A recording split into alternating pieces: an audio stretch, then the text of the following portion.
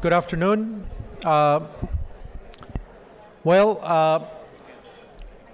want to thank you on behalf of the Baker Institute at Rice University, the Mexico Center, and the Latin America Initiative for joining us for this symposium.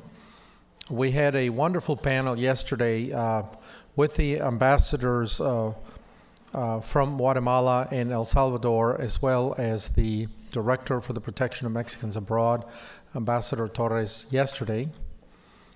We continued with two really very good panels this morning, one focusing or refocusing the issue of immigration as a regional, interdomestic, or international issue, not simply a national or domestic issue in the United States. And then we continued with a very good conversation about what is going on in the United States, in politics and public opinion, and congressional and executive actions on immigration. And we conclude this symposium. We saved the best for last with a wonderful keynote that I have the pleasure to introduce. Maria Hinojosa.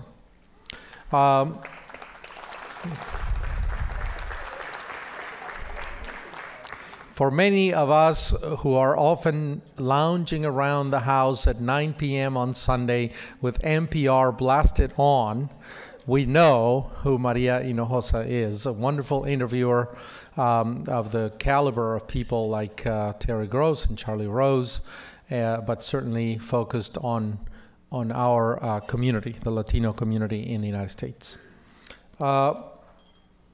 Maria Hinojosa is the anchor and executive producer of her own long-running show, a weekly NPR show, Latino USA. An anchor of the Emmy Award-winning talk show, Maria Hinojosa One-on-One from WGBH La Plaza. She was previously a senior correspondent for Now on PBS and worked for CNN's New York City's Bureau for 8 years. Hinojosa has reported hundreds of important stories, from the immigrant work camps in New Orleans after Katrina, to the sexual harassment of teenage girls on the job, to Emmy Award-winning stories of the poor in Alabama. She has won top honors in American journalism, including 4 Emmys, the John Chancellor Award, the Robert F. Kennedy Award for Reporting on the Disadvantaged, the Studs Terkel Community Media Award, and the Edward R. Murrow Award from the Overseas Press Club for Best Documentary for her groundbreaking Child Brides, Stolen Lives. She received her BA from Barnard College. Please help me to give Maria a warm welcome to this symposium and to the Baker Institute.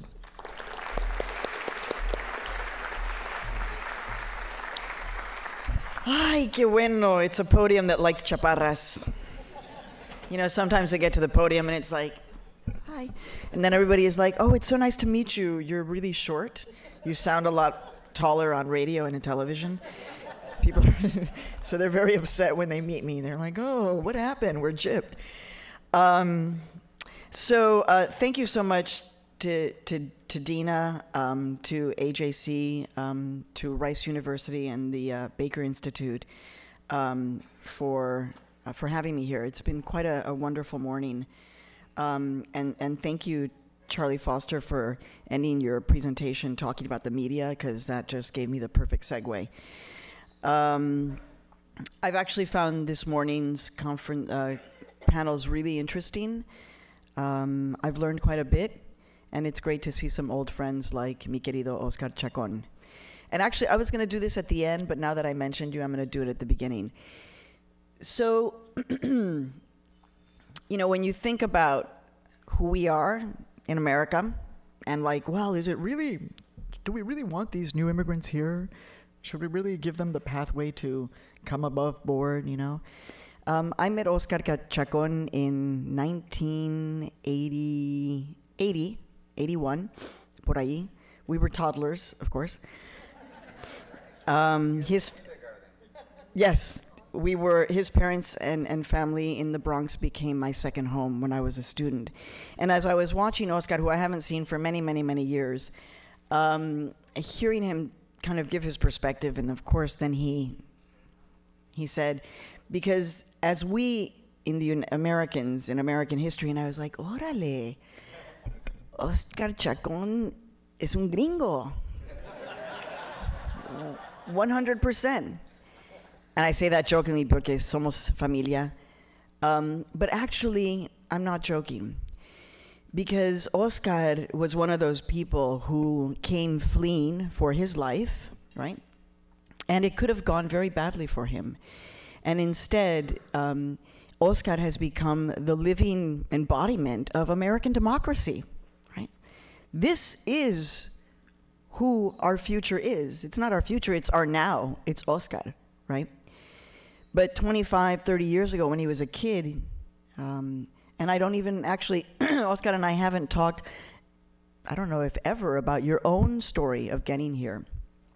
Were you unaccompanied? Okay. So he could have been just another statistic, another person that was deported, another person who felt left behind in the American political system and democracy, pero Oscar no, reclamó su voz, and he has become an integral part of American democracy. So when we think about the long line of what we're talking about here, the crisis that was faced over the summer, and decisions that are being made about these children, I look at Oscar. And I say, that's what our future looks like.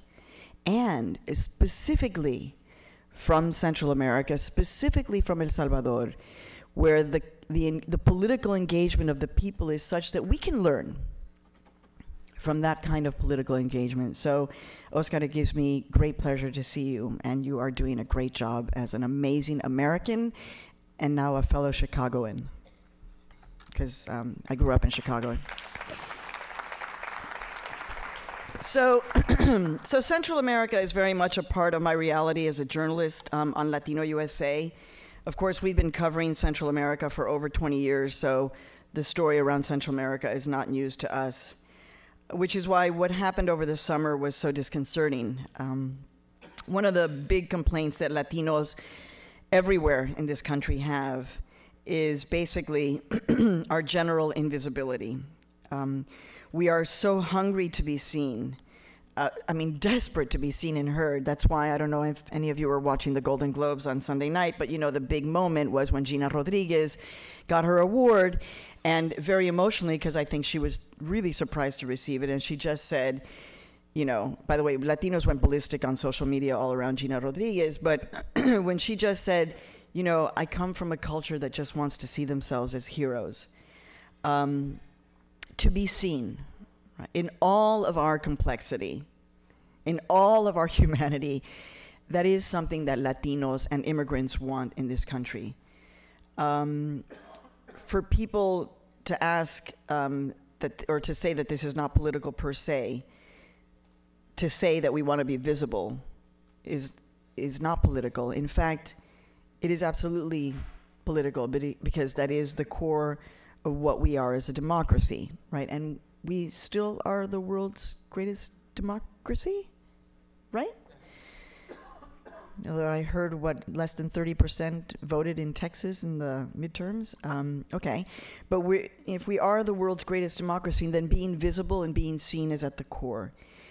So even though journalists like us at Latino USA have been sounding the alarm around the story of children coming to El Norte, frankly, for years upon years, we didn't have the pictures, right? I mean, many of you have seen my front line. We saw the pictures inside certain detention centers, but we didn't have the pictures so that when we talked about children, essentially they remained invisible from the national consciousness. You know, when they would see pictures like what you have here in the conference room, the children riding La Bestia, you know, people could just say, well, those are children riding La Bestia in the South, so it's not really us, you know? But when those pictures were released for all kinds of purposes over the summer, that they were leaked of the hordes of invading brown people, brown children. It was portrayed as their hordes and they're invading, but very quickly the narrative of that story changed to focus on the horrifying conditions under which they were being held. But the mainstream media immediately labeled this as a crisis, and a crisis that had to be essentially stopped. At the Latino USA newsroom, we were very interested in this newfound attention to this developing story that had been going on for decades.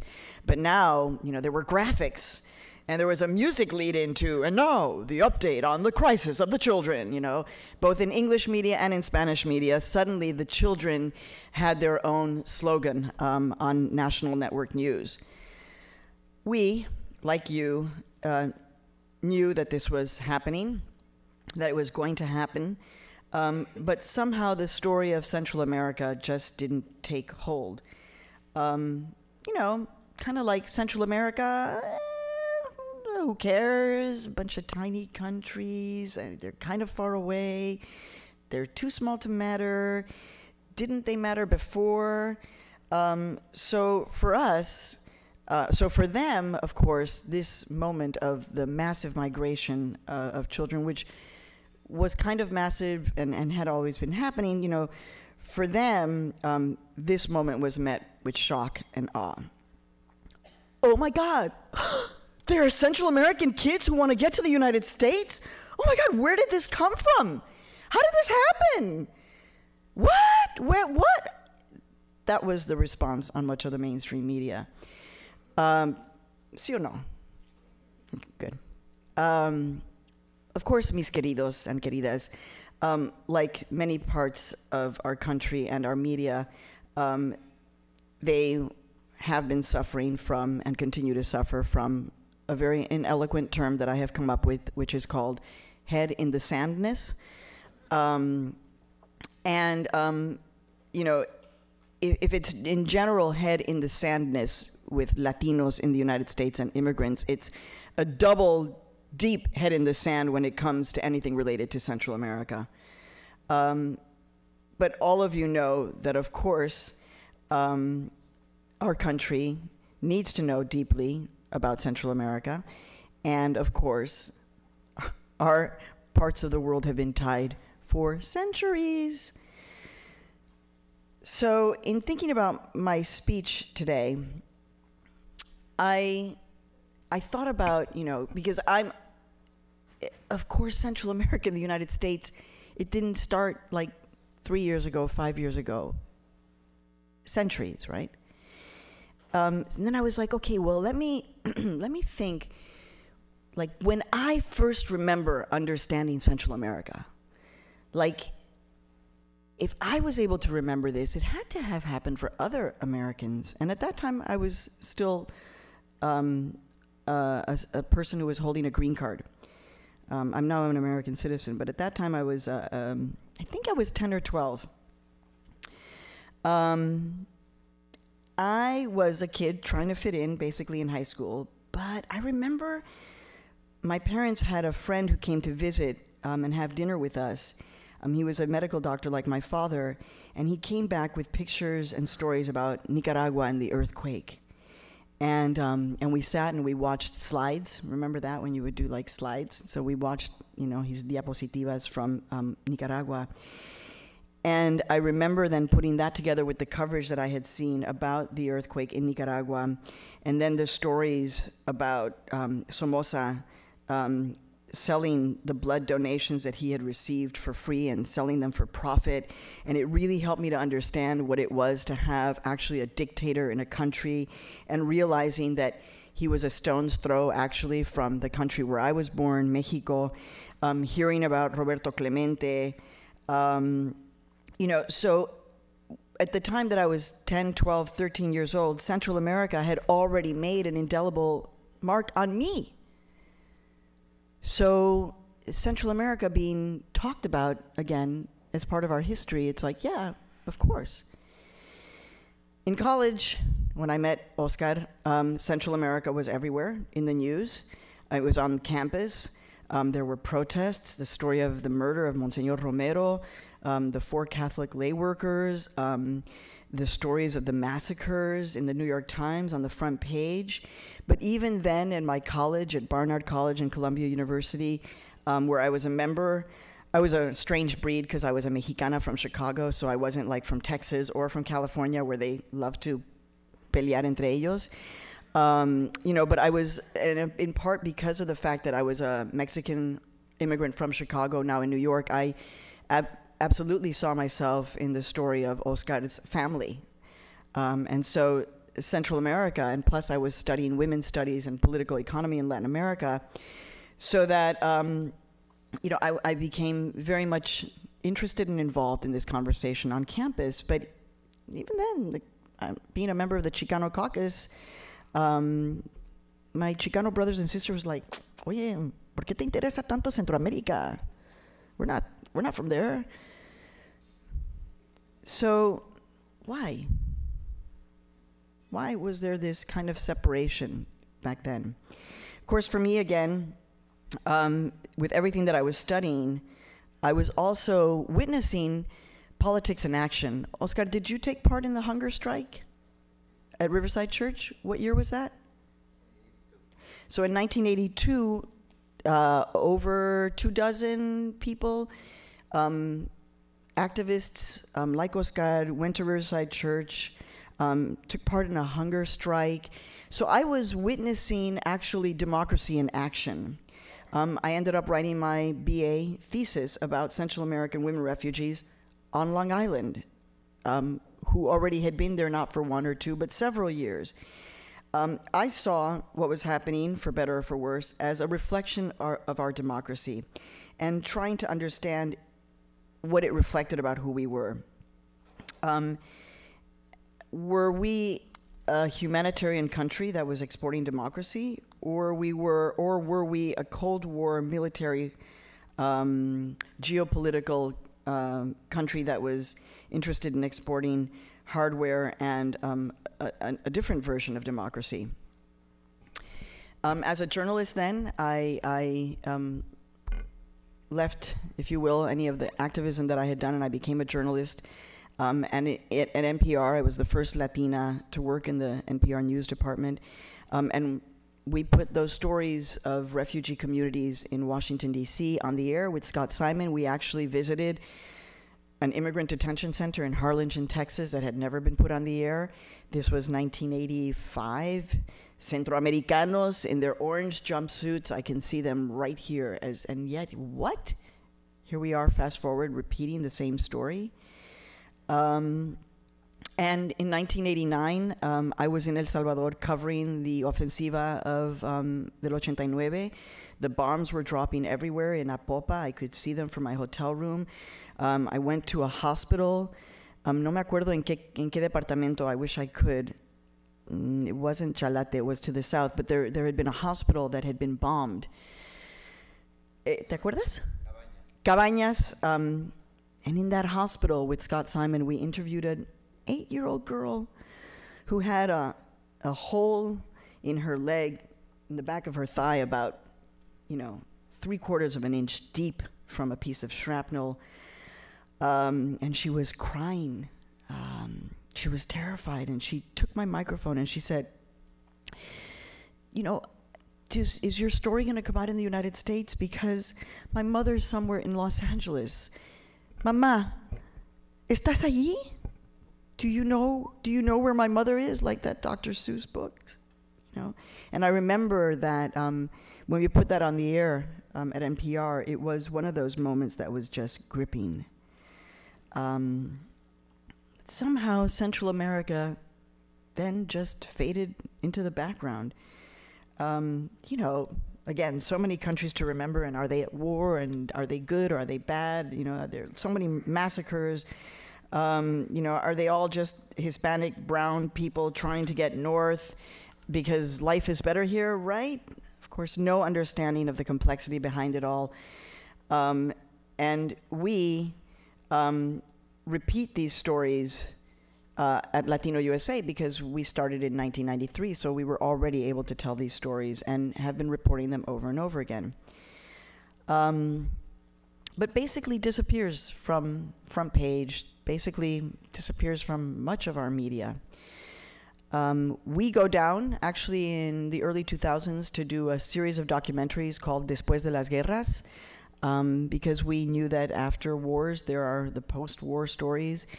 We did a series of reports about women, and so in 2012, I go back to Central America on a fact-finding mission to look at violence against women in Mexico, Honduras, and Guatemala. The impunity in Honduras, which we haven't even talked about here, which was one of the main sending countries. I've never seen anything like that, and I've been to many, over 30 countries. I mean, we got there, and within hours, we had been assaulted in downtown. Some of the, very high-profile women just kind of went downtown to see an event, and a couple of women got robbed. We held a press conference, and a woman, vendedora, came to speak. She had a bloody eye because she had been beat up by the police because she was selling her wares in the wrong place, and she wanted to come to talk about this is what it looks like. And she was kind of appeared and was as part of this news conference, and then she left, and she got beat up by the police again. That's what Honduras looks like. The stories that I heard in Guatemala and then in mi propio Mexico, de la impunidad, were, of course, the stories pushing people out, the stories of the women looking for justice and the push factors. And I immediately came back from that fact-finding mission and went to talk to a couple of other journalistic institutions, actually trying to get them really interested in what I see as a huge issue and material for a phenomenal investigative documentary. So if you know anybody who has lots of money and wants to support that, let me know. Which is the question of the environmental migration factors, which I think we're just beginning to see right now, and it's gonna blow up. And in that case, you know what? It's the Americans are not the bad guys. It's actually the Canadians. What a great story to be able to tell. So I know, because anyway, all that bad stuff happens from that Canadian border, where there's no enforcement. So why is it that our country has had such a hard time understanding and looking deeply at our deep connections with Central America and who they are and who we are in this co-responsibility conversation? Is it because when we look at Central America, it actually brings back some of the uglier moments of American geopolitics? The forcing of the Panama Canal with Roosevelt, the chasing down of Sandino, the witnessing of massacre in 1932 in El Salvador, the United Fruit, and coup supporting presidents in Guatemala, the U.S. training Central American soldiers who then took part in a then prior version of torture or turned a blind eye to human rights abuses, in some cases training military officers in their techniques. Is it in fact that our relationship with the Central American region just really uncovers some ugly truths about our relationship with this part of the world?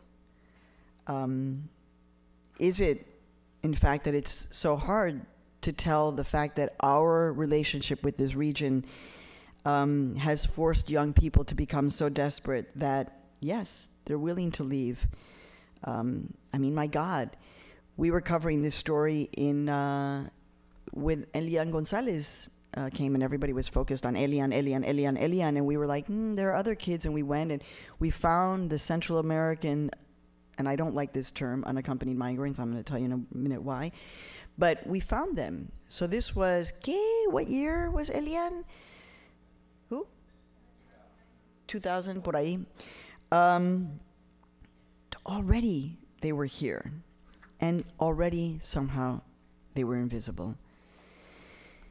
Could it be that Central America, Central Americans, have been in some ways the chivos expiatorios, the canaries in the mine for the excesses of misguided American policies? That uncovering this talking about this, pointing the finger back at us, to see just what our role has been is simply too painful and just too complex, too much in our court, so we just would rather not see. And bringing it back to just what happened over the summer, to yet another situation where Central Americans, in this case children, become canaries in the mine, with a situation of how much can we expose young people to human rights abuses? How many children can we force into a room that then makes them sleep standing up? How cold can we make it in a room before they collapse from the cold? How little do we have to feed them in order to not feed them and make profits? How much can we get away with not offering due process to them? Are our Central American brothers and sisters the canaries in the mine for what excesses we can push in the name of democracy? Are our Central American hermanos y hermanas so different from us that we can test these limits on them? And if so, then what does it mean about who we are? Who are we that we let this happen? My friends, having traveled so much and seen many horrible and beautiful things in my travels, it does take a lot to shock me. But when we put a whistleblower on the air on Latino USA, very close to the top of the conversation when the crisis hit over the summer. This is a whistleblower who works at a privately run facility that is housing these children. And what shocked me was what she told me. She said that the children who she was firsthand, she was their doing intake. She said that the children said that as scary as it was for them coming north on La Bestia, as terrifying as a young woman on Latino USA said just this past week, she said to travel en las manos de Dios, and that's all you have. That what was really terrifying for these children was the moment when they went into detention in the United States. That was shocking to me. So that the children had a name for where they were being held. La hielera, the icebox. Children being held, frozen and hungry by our government? Now those kids, yeah, lo sufrieron en carne propia. They've lived through it. But what does it mean to us that they are held like this? And how then does the conversation suddenly move to, well, let's just house them in better conditions? Really? Another shock for me. And again, I'm not very easily shocked, but the media narrative that then took off. You guys know this all. These children actually, come on, let's be honest, they were all political actors, right? I mean, they're all reading the New York Times.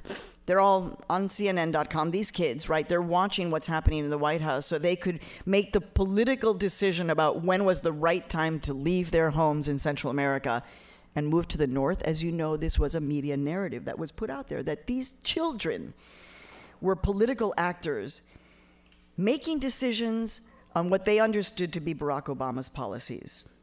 Now, what we do know on Latino USA, we reported, is that certainly the human traffickers were helping to instigate travel north because that's their business, and talking about, what Obama had said. But the kids? So these kids being politically motivated human beings who just want to come north to what, take over? Get on welfare? Overwhelm our schools? Make everyone learn how to speak Spanish? You know, is that what their motive is? And then, frankly, another confusing moment when we heard from Hillary Clinton. You know, the mother figure of she cares about women and children. That was what her leading work as Secretary of State was. But then she says, we need to get those children back home. If dozens of Canadian or French or German, Russian children were held in those conditions, heads would have rolled. And they never would have been given a cleansed title of unaccompanied minors that, in my view, just keeps them removed and sanitized like the homeless, like the illegals, the unaccompanied. Might not the more appropriate term be children running north to save their lives, or children running north to find their parents? Would the AP accept that term? The same government that was very key on getting Elian Gonzalez returned to his father, but a kid who wants to come to El Norte to find his father? No. And if they in fact are seeking refuge, if they in fact are fleeing to save their lives, are they not refugees? And should we call them that or not? We have so much work to do, and that's why the conversations today have been so important. Those of us who understand that events like this conference and the reporting that we do is all part of the roadmap. And frankly, no one else can do this work. You know, I'm gonna give some final remarks based on some of the things that were said today, and the conversation about, you know, can this be redefined? We have to stop asking permission about can it be redefined. We are redefining the conversation. And we have to operate. That's certainly how we work at Latino USA and on my new television series, which you all have to watch, americabythenumbers.org. We'll talk about that in a second. But we are redefining. We are not waiting for permission to redefine. And so the conversation that you're having here is in fact historic and will have historic repercussions because you are helping to redefine. No hay que seguir pidiendo permiso. Yes, Oscar Chacon is an American, and so am I, 100%. And so we don't have to ask permission. And this is my job as an American journalist. And yet, because of the fact that I have never shied away from my Mexican heritage, the fact that I was born there and I'm an immigrant, somehow then, you know, can she be trusted? You know, doesn't she have another ulterior agenda out there? No. No, I am inspired by my fellow American journalists like Edward R. Murrow and Frederick Douglass. This is the work that we do, and it is, in fact, objective and fair journalism. At Futuro Media Group, my nonprofit company, and at Latino USA, we do take pride in how we approach the stories of our day. The demographic realities that you know that, of course, 1 in every 4 kindergartners is a Latino. The fact that you know, every 90 seconds an 18-year-old, a Latino, turns 18 in our country. The fact that Latinos have the fastest growing consumer market, 1.3 trillion. The fact that Latinas are like the hot commodity because 82% of Latinas in their household make the decisions about what to buy. So we are, in fact, that's compared to like 70% of non-Latina women making the decisions about what to buy. That more Latinos now are going straight to college that have surpassed even Anglo students.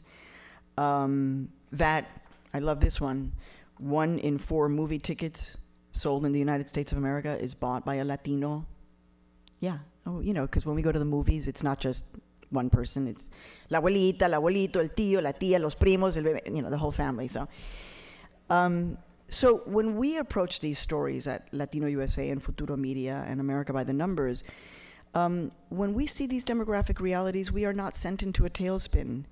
We don't fear this change. It is here, and it is a part of who we are. So now, for us, we just have to understand and report and help the rest of the country understand. But now, mis queridos y queridas, of course, the dramatic graphics are gone from both English and Spanish language television. There are no TV commercials to send money for the Central American child refugees. And the children who are here, every turn I take, somebody is saying, well, they're here too, in California, in Hempstead, Long Island, in Kansas City, in Chicago, in Alabama, in New Orleans, where again, Latino USA just focused on the story of these children in the New Orleans schools, where there isn't a centralized school district. And so if there's no money to teach them English, then they don't learn English, because many of them are charter programs. And of course, you hear in this story, one of the young people who came here like 18 months ago and was already speaking like pretty perfect English because she taught herself, because it wasn't necessarily going to happen in her New Orleans school. And she talked about being bullied. I know it's not a surprise, but óyeme, it's heartbreaking, to then hear yet again the stories of those children who son los más nuevitos, los paisas, los que están, acabaditos de llegar. Well, what are we doing for them? Where are the graphics? Where are the dramatic stories about them and how we have to save them from being bullied, in some cases bullied by other Latinos? We are putting their stories on the air. Latino USA has not forgotten. But everyone else? So we need all of you, in fact, to also help push for more of this coverage with the news networks that you do consume. We just did an hour on Honduras, understanding what the push factors were, and we did a whole reporting about the business of extortion, and how that plays into the story. The meaner and uglier you look, the more you can extort in Honduras. And so it's become a business to be mean and ugly and threatening, because then you can extort everyone. We did an hour-long special beginning of September called How This Happened, because we wanted to understand, again, it didn't just happen. And in fact, trying to say in our coverage, Central American children and families, they are not a headline for us. They are, in fact, us. And that, I think, is a huge hurdle, but absolutely doable, is to see Central Americans as us, as Americans, as Latinos. Can we see ourselves in them? We have to work triple hard to find their humanity, because of everything that I've said, they've somehow been sanitized and distanced, into unaccompanied minors. Well, no. We need to humanize them and tell their stories. And we need to encourage Central Americans in our country now to own their voice and their power and their narratives as part of American history, and not to be ashamed. Because we know there is so much shame, right? So we're invisible. And then if we become visible, we have to own our personal narrative. But so many of us then, because we're invisible, we're like, is my narrative a good one? Or should I just blend into everyone else? No, Central Americans in our country are not just a chapter of a closed book. It is continual, and our ties go deep. And other Latinos in the United States, in fact, do have the responsibility to step in and lead the way. Thank you, Dina, for doing this work, right? We have to step up. In the schools, we need to be proactive to catch the bullying that these kids, so that that bullying doesn't lead these children to then go deeper into their anger and their sadness. Latinos of every kind need to jump in precisely on this issue. At the high points, this is our participation in democracy. And I am, in fact, a democracy junkie. So when we see Latinos jumping in, and not just voting, but activism across the board, and yes, like dreamers who can't vote, but who change the politics of this country, then we can't forget about the political experience that Central Americans have of attempting to change their countries for the better, forgetting ideological positions here, right? I mean, kind of getting rid of Somoza, yeah,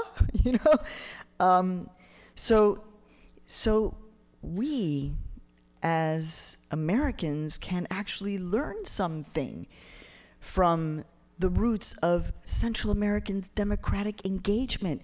We can be inspired by that. In fact, I don't know, Oscar, did you know Bill de Blasio? Okay, I mean, mayor of New York.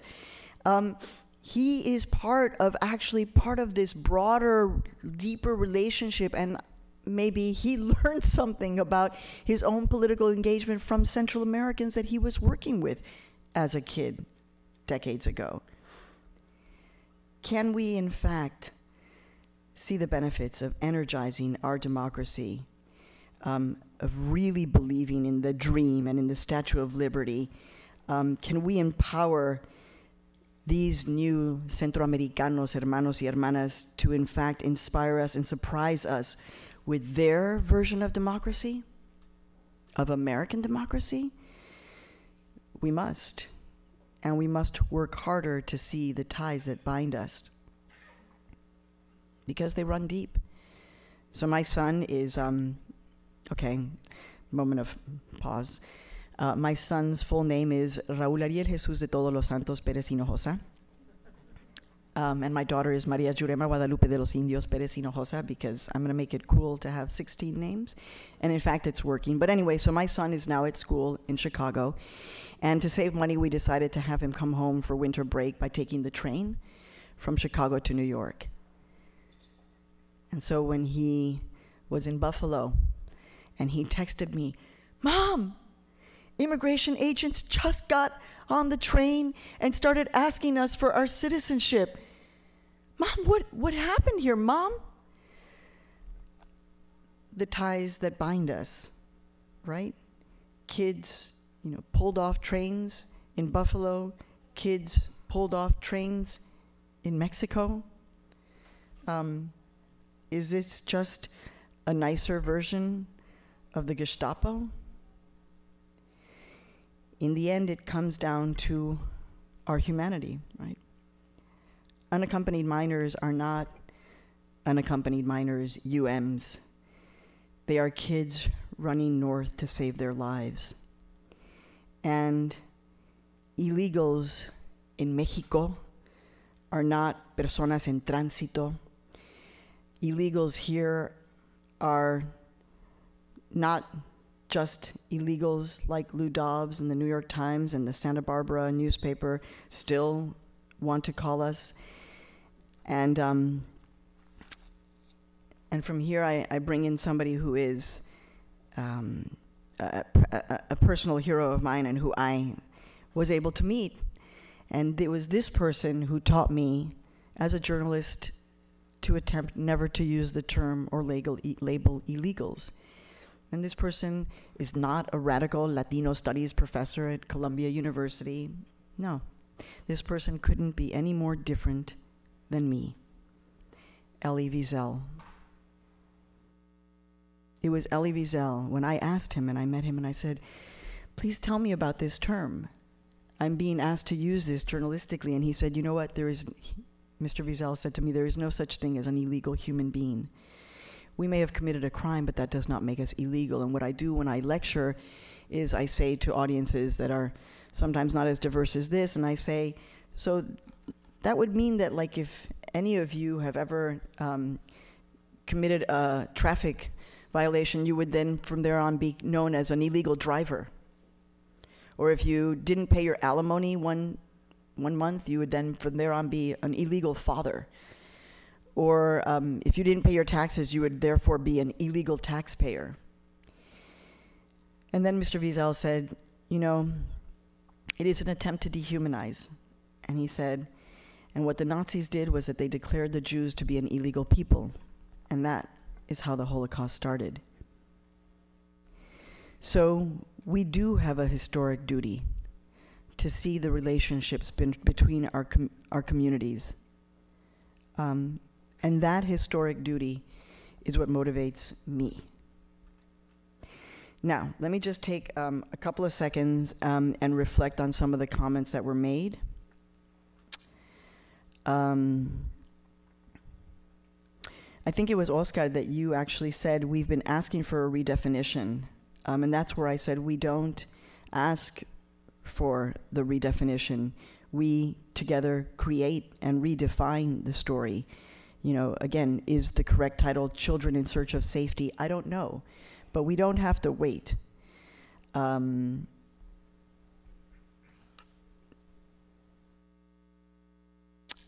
love the question about human mobility in the 21st century. Who raised that question? Renee, okay, she's gone. Because I think in so many ways, you know, the piecemeal approach, I mean, we all understand it, but, you know, I can be a little bit frustrated because what we're talking about is massive movements of people, and we have to look at the demographics, as Oscar said. So in fact, for me, when I think of, you know, changing the narrative, could we in fact help American parents begin to see themselves in the eyes of the parents who are making those decisions to send their children north? Michael, I think it was you who said unauthorized landia. I love that. I'm totally going to give you credit, but I love that. It leads us into a conversation also around some not such nice statistics. What has happened in the past, well, several years, is that we now have a real situation in our hands. We have built up the ICE industrial complex. And so how do we're talking about hundreds of thousands of dollars, millions, and we're talking about hundreds of thousands of people. So I'm not quite sure how the math works, where we still have to detain and deport in order to keep this machinery going, and on the other hand saying we're going to stop detaining and deporting. From my Frontline documentary, what we heard was that the agents on the ground, their interpretation of what they hear from the White House is, and they've got work to do. And that work is not what it used to be when it was INS, a service. That work is now enforcement. And so they have work to do. They have to enforce. And that is the narrative that exists now. And the fear is still there. Unfortunately, and thank you, Celia, for those phenomenal numbers, although there's also a part of me that, you know what? I think Latinos would also just, okay, somebody's going to take this wrong, but please allow me a little bit of, you know, satire here. But I think in so many ways, Latinos actually would just love to be going to the movies, frankly, and watching telenovelas que no tienen nada que ver con la inmigración. But, you know, we have been forced in so many ways by this moment in history to have to be engaged, right? So that immigration does become the primary issue, and supporting Latino issues becomes your core as a voter. I often get this, you know, Maria, you're just a little bit too political. And it's just like, but I would say I didn't make it political, right? Why is it that then somehow we get labeled with the political? Yes, what happened with the president's executive action was important. I agree that it could have gone further. How many of you know that that speech, this moment in history, was not carried by the major networks? Like, it's an important moment for the fastest growing demographic groups in your country, but, you know, we don't want to interrupt Big Bang Theory. I mean, if I take my, you know, I don't know, American citizen hat off and I just put on my business person's hat, that's absolutely what I would have been running on primetime on those stations, because we know that Latinos and other immigrants are watching those channels. And then I heard, actually, that in some places in Texas, specifically this story came out of Dallas-Fort Worth, that some of the conservative radio was actually saying that the networks themselves had chosen not to carry this speech. And it's like, no. I'm sorry, that they had, no. Sorry, I got that wrong. That conservative radio was saying that the White House had told them not to carry the speech. And it's like, no, they made that decision themselves. You know, we have to, I think part of my message, and I'll end now, is that we are them and they are us. So last night, I had the television on. I was actually able to watch Jane the Virgin, because it's now the whole big deal. They're very happy. They're going to be making a lot of money. But then there was a commercial from Jack in the Box. We don't have Jack in the Box in New York. Boy, I love this commercial, man. It was 3 Latino little people, my people, porque soy una chaparra, but real chaparritos. And then they were like, and now it's the new thing at Jack in the Box. And they're like these 3 little people, Latinos, all different. And then they were eating and they said, con tortillas Guerrero. I was like, dude, you guys in Texas are already like at the level of like differentiating your tortillas, man. At Jack in the Box, you can get tortillas Guerrero. I was like, what's a tortilla Guerrero? Man, how soon is that going to get to New York? Right? Mr. Foster, if Obama, in fact, had making the choice to perform immigration reform in his first, in 2008, when he could have, it probably would have helped solve the economic issue, right?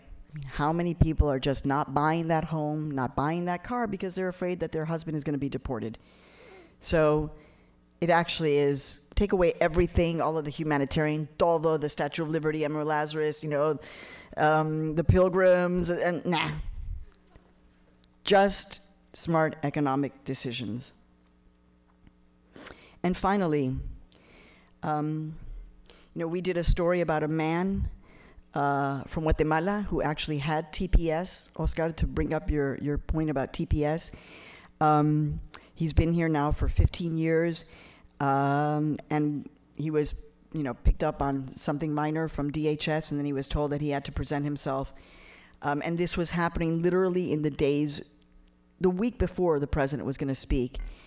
He actually said, I can't live like this anymore. I don't want to break any more American laws. I'm going to I'm going to leave myself. They've asked me to leave. And he got on a plane from, he lives in Minnesota, like next to North Dakota. Okay, like in the middle of nowhere. He gets on the plane, he's transferring planes in Dallas, and his family gets him on the phone. They page him because he had left all of his, he was like, terminé con los Estados Unidos, I'm done. And they called and they said, you've got to come back, you've got to come back. And you know who was telling him to come back? His neighbors in his small town, in that Minnesota suburb out there next to South Dakota. His Anglo neighbors.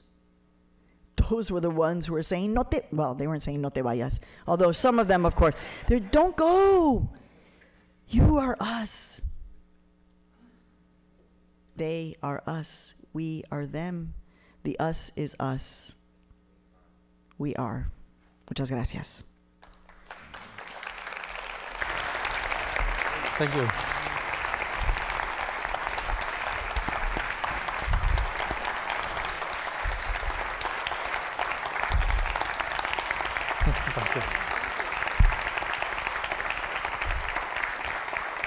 Well, thank you. I think we have a few minutes for questions. I have the lights right on my eyes, but I think I can see. Beto, is that right? Can I see you right? Yeah. There is a microphone going around, so raise your hand, and I'll call Dylan to walk over the microphone. For the inspiration, Beto Cardenas here, an attorney in Houston. We shared a stage, I think, in 2010 at the Congressional Hispanic Caucus, right as they were deliberating whether to break up comprehensive immigration reform or the DREAM Act, and I appreciate your words then and now. We're standing in Baker Hall, and one of the legacies of James Baker and President Bush 41, and then subsequent presidents, was NAFTA and CAFTA-DR. Could you talk a little bit about free trade agreements and immigration policy? Have they helped us? Have they hurt us? Ooh. I am not an economist, so, and I'm not an expert on free trade, and I know that some of you are, so I want to be very careful with what I say. I think that in the end, the conversation around free trade, in fact, can't be separated from the conversation about human mobility that was asked earlier today. So that free trade can be, you know, the movement of capital across borders, but you can't do that without addressing the movement of humans across borders. And we have seen what it has done. I mean, you know, for example, in mi querido Mexico, right? So the Mexican economy is growing. This is a wonderful thing. But we also know how many Mexican farmers have been displaced because of corn from the United States. So it seems like, you know, something that I call the U.S. Mambo, 3 steps forward, 2 steps back, right? We haven't quite figured out the right balance of free trade. My husband is from the Dominican Republic, actually, so my kids are Dominimex. And we do go back often to the Dominican Republic, and I see the same story, right? In some cases, an opportunity to grow the Dominican Republic, bring more people into the middle class, more access to American markets, but we also know that it then excludes and pushes others deeper into poverty, who then make sometimes that very risky choice of moving or trying to get north in Las Aguas. So, you know, when people ask me the same thing about immigration reform, I am not a policy analyst, right? I don't have the answers. What I am is a journalist, and I try to tell these stories of what has happened in the process. And I think that we have to learn some lessons and not close the book on free trade, but understand that there are other chapters that have to be written that really are much more comprehensive and look at the human costs. Nice to see you again, Beto.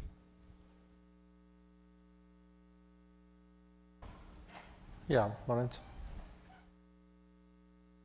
Is it on? Yeah. Part of the answer, you can look at Puerto Rico with Operation Bootstrap. People who can leave because they're U.S. citizens, and the poverty in Puerto Rico, the economic challenges, the income inequalities in Puerto Rico. So to the extent we want to look at these policy issues, I'd say, well, let's look at that history and let's discuss it and let's move forward. So we were just talking about Puerto Rico at my table, you know, and part of what's happened with the issue of immigration and Latinos identifying with this is that Puerto Ricanos have stepped up to the front lines of the conversation around immigration, even though this has nothing to do with them. And I'm thinking about Rita Moreno, who we interviewed and who was the first one to say, y eso me importa a mí, because those are my people. But at the same time, Puerto Rico has one of the highest voting rates in the entire Western Hemisphere. So again, the mainland can learn from Puerto Rico in learning lessons of good democracy. And just finally, because you brought up Puerto Rico, with the television series America by the Numbers, we went to Guam to report, actually because it's often said that Puerto Ricans have the highest rate of service in the military service. Well, actually, Pacific Islanders and Guamanians have the highest rates of inscription of all aspects of the U.S. military, the highest rates of injury per capita, the highest rates of death, and the lowest rates of expenditure from the VA for their treatment. But point of the story is this: when I was in Guam, So many Guamanians just said, oh, God, we wish we were Puerto Rico. We just wish we were Puerto Rico. And having been to Puerto Rico and knowing that reality, it's like, why? And they're like, well, because then at least they would know where we are. So it always, I guess, looks better from the other side. I have a quick question for you. In the meantime, if I don't see any of your hand, what is, in your experience, your travels and your interviews and your questions to so many people, what is common to the Latino immigrant experience, no matter who you are and what country you come from? Do you know I've never been asked that question ever, ever, ever?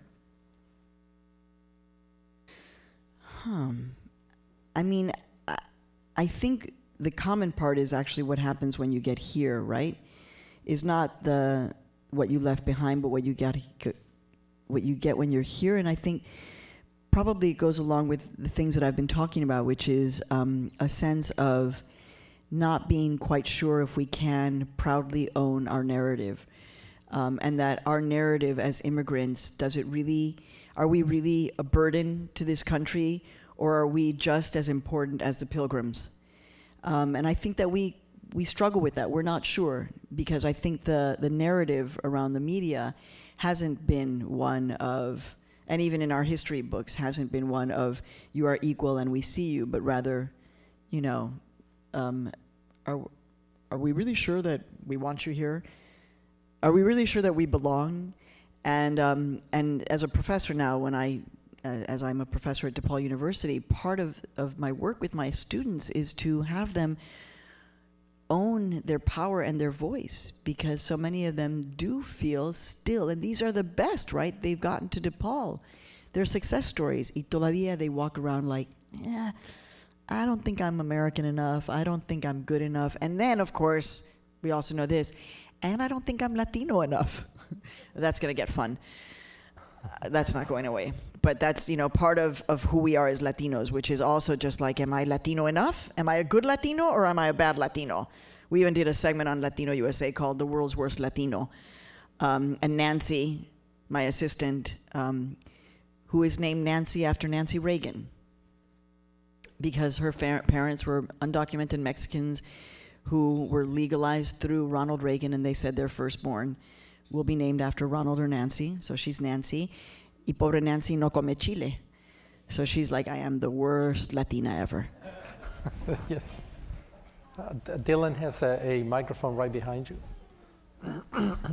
So given your year, first of all, thank you for putting us on the map in the way that you did. And my tears were like, we need to hear those voices more, and that's why we love you. I want to also ask you, given your experience and years of journalism, what's your perspective on Latinos and race? Because I'm Latina, and we have Afro-Latinos, we have Chino Latinos, we have Jew Latinos, and it seems like that's not part of the mainstream media narrative. So can you speak to that? Well, it's part of our mainstream narrative on Latino USA, so if you're not listening, please do. Because we just did a whole hour with Hyphen magazine about Latino Asians, and it was like amazing. And next week is actually our hour special on Afro Latinos. So we go deep into the conversation of identity. And we lost nuestra querida Michelle Cerros just a week and a half ago, and she was writing books like Chicana Falsa or How to Be a Chicana Role Model, opening up the conversation around our identity way back when publishers were, you know, barely able to understand what this conversation was. And so she was part of our history in engaging in the conversation around identity. We engage in that because that's what Latino USA is all about. And we're so happy that we can do that because, you know, we are independent. We are produced by the company that I created, Futuro Media Group. So we don't have to convince anyone that it's an important conversation to talk about Latino identity. It's the tip of the iceberg. And so we're going to go deeper. And for me, it is really about owning our Latino identity part and parcel as we own our American identity, right? I am a Latina journalist. I'm an American journalist. 100%. Not a conflict at all.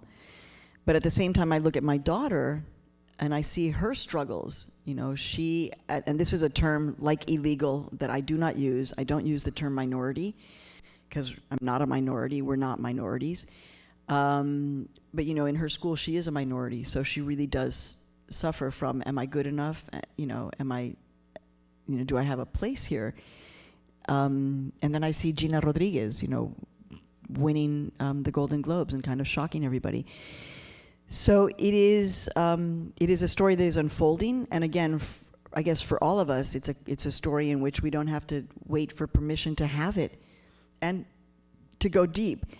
Do I think that the Today Show is going to have a conversation about Latino identity? No, and too bad for them, because again, these conversations, while we enjoy having them and they're very powerful and they mean something to us, for the rest of the media, if they're missing that conversation, they're missing future consumers. And so they need to work harder to understand how deep of an issue this is for us. But thank God I went beyond the doubt of, well, am I from here? Am I from there? Soy, and no doubts. That's the good part about getting old, right, Oscar? The rest of it is not so good, but that's the best part. There's a final question over here. But while the microphone makes it there, I'll have to tell you the story about my students at the University of Texas, El Paso, where I spent 12 years as a professor. And UTEP has one of the highest numbers of foreign students, Mexican students, F1 visa holders. And the wedge is quite deep. There are the Mexicanos, and there are the Mexicano-Americanos, and never the twain shall meet. There is such an incredible divide, and many of the Mexican students, which tend to be middle and upper class, really look at the Mexican Americans as inferior. And there is a problem there, I think, because they tend to see them as the pochos, the descendants, the impure, the descendants of the poor that migrated, whereas they're the pure, good Spanish-speaking. And so there is also all these different divisions. And so when you point out to the Chino-Mexicanos and the Afro-Mexicanos and the different groups and the diversity issues, I think the Latino community also has deep issues within that need to be resolved. Oh, yeah. Oh, yes. And we have to, and that's again why, you know, a program like Latino USA, we're so happy that we can do this because, and Dean and I have talked about this, I mean, we have to own our own anti-Semitism as well, and our homophobia, and our racism, and our classism, etc. So this breaks my heart. It's also like, are you kidding? What a waste of time to be having these kinds of pleitos at this time. What an absolute waste of time. And you know what? Let me just tell you de que le sale el tiro por la culata, because my primo, you know, married to my prima, who used to call my father, who was the first one of the big family that left and went to El Norte, and he used to call my dad un vendido. Right. Hurt me. I didn't even know what it was, but I was like, what? Well, Hugo's son now lives in Dallas-Fort Worth, okay? And Huguito's sons and daughters don't even speak Spanish. So the ones who were like, pocha, ¿ahora qué? Ahora tus nietos ni te pueden hablar. So I would just tell them, get off that bus, because it's not going anywhere, and it is so not helpful to what we're trying to do, which is to create a much broader sense of hemispheric awareness. Yeah, great. Last question, please. Oh, I have a question and a statement, and it goes back a couple of questions back because everybody else was in between. And I know that division, because I grew up in San Antonio, I know that division that you're talking about. But anyway, when you're talking about identity and not feeling like whether you're truly here or not, and truly a part of things or not. I love Thanksgiving, okay? I love the holiday of Thanksgiving because it is an American holiday that everybody can celebrate regardless of, you know, race they are, what religion they are, whatever, you know, we can all celebrate it together. And I love AJC, and in fact, I got involved with AJC because they have a Thanksgiving breakfast. And several years ago, I started coming to their Thanksgiving breakfast. And at the Thanksgiving breakfast, they celebrate immigrants from everywhere. And they have not only a lot of things that we read together, and they have different people come from different groups and sing at the Thanksgiving breakfast, but they also have at least 3 immigrants each time from different parts of who originally came from different parts of the world. And our sheriff, Adrian Garcia, spoke at the last Thanksgiving breakfast, and they have each of them get up and tell their stories, and they are just amazing. And we are all, that's how, I mean, I don't think of Thanksgiving with the Mayflower anymore. I think of it as the AJC Thanksgiving breakfast, where we all can tell our stories. So I wanted to ask you, though, I mean, I wanted to invite you to come to the next Thanksgiving breakfast so you can maybe tell your story. Yeah, in New right? York, yeah, because I think my family would just kill me if I was. Okay. Yeah, I'll be there in New York. Absolutely. Can you Con mucho gusto. tell me what's happening to the kids now? The kids at the border? I mean, have a lot of them been incorporated into our country? I mean, what's happening? I mean, I think it's all kind of happening. We know that they're still being detained. There's still a bunch of them detained, I'm sure, yeah. So that still exists. I mean, I'm going to be speaking with my whistleblower because I'm getting ready to present to the Civil Rights Commission in 2 weeks. So I'm getting my reporting done. So I haven't spoken to her yet to know what the conditions are now. I'm hoping that La Hielera doesn't exist anymore. And again, we just reported about their experience, what's happening in New Orleans. Very complicated. I was just on the phone 2 days ago with una compañera, actually today's Tuesday, right? So just yesterday, with a compañera cubana who works in Hempstead, Long Island, who was saying they're here and they are going to the schools that have the most economic challenges. So I think, again, they're graphic, their moment in American news media has gone someplace, and I don't know. Why did that happen? It's absolutely still a story. But the commercial news media, which is why I'm glad I have my own company and glad that I work for public media, because so much of the time these decisions are made for commercial reasons. And actually, speaking about Lou Dobbs, Lou Dobbs actually. He was encouraged by CNN, and of course I know this because I was working there at the time, and was just shocked by what was happening, because both Lou Dobbs and myself worked for the same company, and yet he was being held to different ethical standards than I was. But the Lou Dobbs, insanity of broken borders was encouraged to make more money for CNN. It wasn't to make money, it was to make more money. And so in the guise of making money in news, things happen, which is why having independent news, nonprofit that is not tied to ratings and not tied to advertisers is really important. And it's a complicated part of the conversation. But for me, it's such an integral part of the conversation. The thing about American news media right now is that it is in a complete upheaval.